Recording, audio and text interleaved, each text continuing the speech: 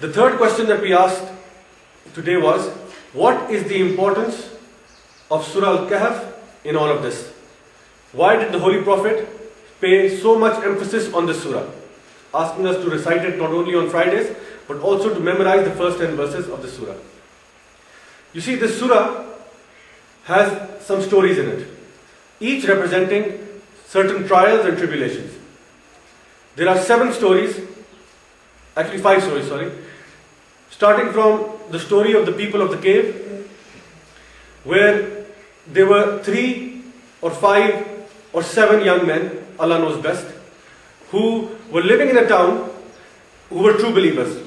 And the people of the town and the king of that town forced them out of that town. That we want nothing to do with you, leave our town. And they threw rocks at them and stones at them, and literally they sent them away from their town.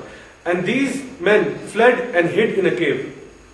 And they stayed there for over 300 years while they were sleeping over there through Allah's miracles. And when they woke up, one of them went back to the town to find out, and this is the story goes on within this particular surah. The second story that we find within Surah Al-Kahf is of 2 men. One of them was given 2 gardens of grapes and date palms by Allah subhanahu wa ta'ala. And in the middle of those gardens was a flowing stream.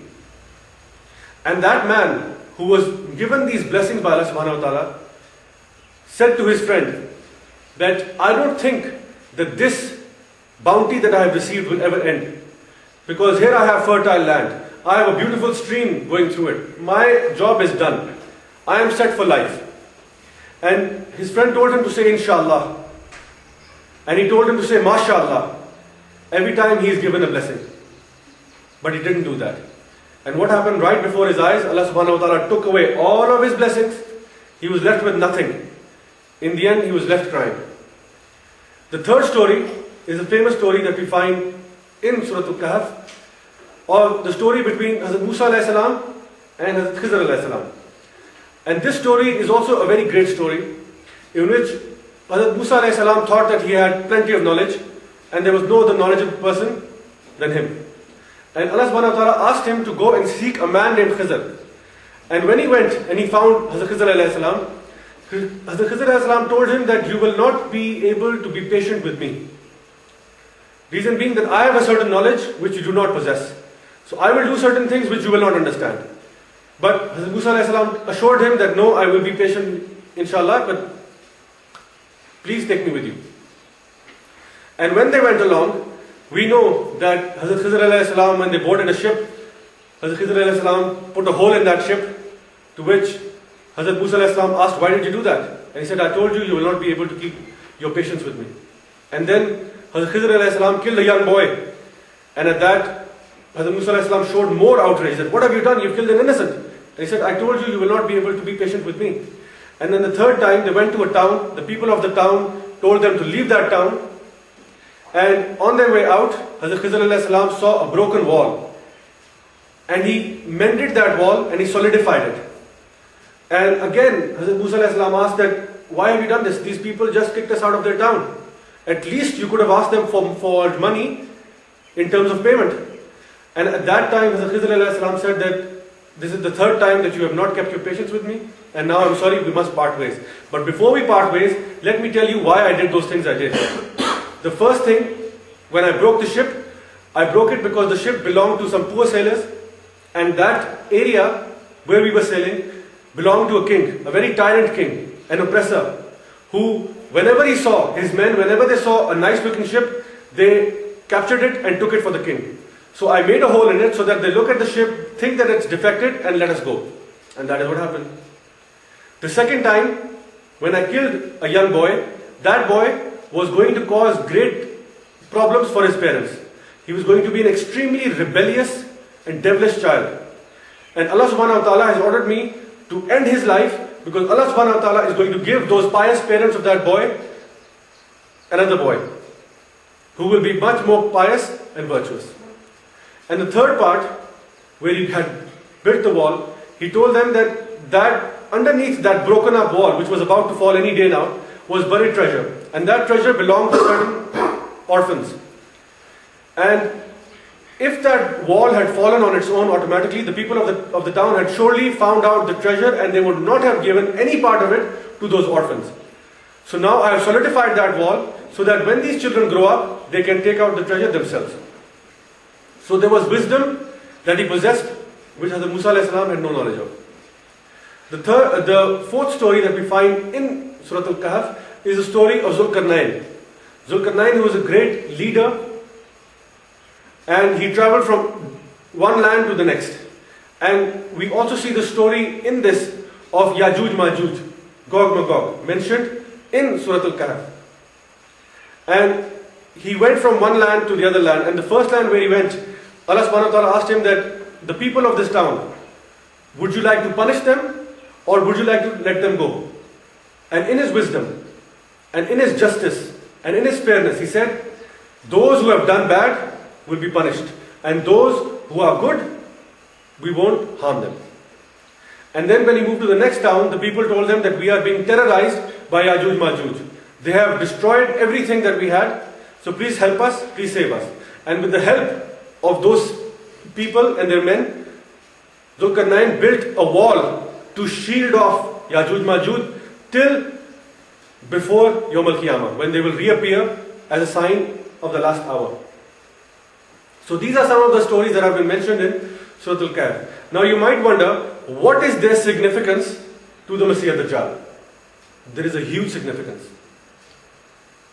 All these stories are connected via certain trials and tribulations. There are 7 trials that have been mentioned in Surah Al-Kahf. The first one is the trial of your Iman. The second is the trial of oppression or injustice. The third one is the trial of wealth and children. The fourth one is trial of associating oneself with the rich and powerful. The fifth one is a trial of arrogance in your lineage. The sixth is a trial of knowledge, and the seventh is a trial of leadership and authority. We will inshallah cover all of them as best we can. Now you may face in your lifetime any one or more of these trials throughout your daily lives. You might face any number of them. But when the Masih Dajjal comes, you will be faced with them all. That is the link between Surah Al-Kahf and the Masih Dajjal. Allah Ta'ala is telling us stories, and at the end of every story, it beautifully mentions the moral of the story and how we can save ourselves from that particular trial. And that is the beauty of Surah Al-Kahf. Pay very close attention to these stories and the moral and the lesson that is contained within them, because we can use it not only in our daily lives, in the trials that we face, but also in the trial of the Masih Dajjal. The first trial is the trial of Iman or faith. Just like the people of the cave, the Ashab-e-Kahf, who were driven out of the town by the king and the people there on the basis of their faith. Because you do not have the same faith as us, leave this town. And they literally kicked them out of the town. And in those tough times, these group of young men, they stuck together. They never lost faith, they never lost hope. And they fled to a certain place. Now if you remember, the Holy Prophet, peace be upon him, said to us that the Masih Dajjal will be here on this earth for 40 days. One day like a year, one day like a month, one day like a week, and the rest of the days like your days on earth. And the Sahaba Kiram, when they heard that, one day like a year, that one day will last for a year, 365 days, the first thing that the Sahaba Kiram asked was what? Did they ask, what weapons should we start building now? Should we sharpen our swords? What kind of battle plan should we have in place to fight the Masih Dajjal? What did they ask? They asked, how many times do we need to pray Salah in that day, which is like a year? So even in those times, these Sahaba Karam, may Allah be pleased with them all, were thinking about Salah, about their faith, about their Iman. Not about, I want to go to certain land to fight them or this or that. No, nothing like that. They were only concerned with their iman. Life and death is with Allah subhanahu wa ta'ala. They want to focus on how they will live their life now. So they asked, how many times do we need to pray in that day, which is like a year? And the Holy Prophet said, approximate, estimate. Pray 5 times within 24 hours, not 5 times in 1 year. In a similar way, when we talk about a test of faith, the Dajjal will test your iman again and again and again.